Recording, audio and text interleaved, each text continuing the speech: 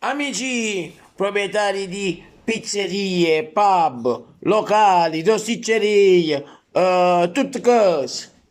Va a risolto il problema. Ci pensi? Ma che letto tutto il decreto, no?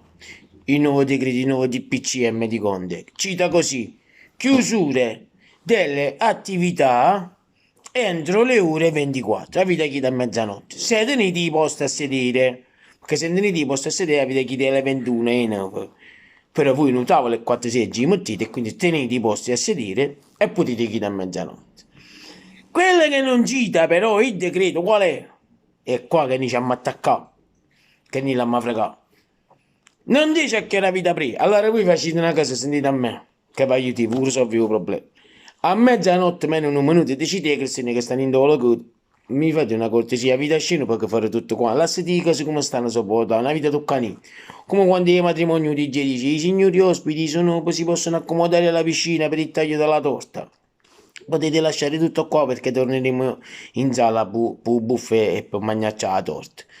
Che si sembra quelli che dice, ma statico che cazzo, non potevano fare qua la torta, ma così ma chiave ma il là, ma gli mette la giacca, mi chiede che tu manno camarino, ma posso lasciare la borsa, ma posso lasciare, signore, ha detto quello, lascia tutto cose, ma vedo che la torta, per piacere che mi arrivano in sposa.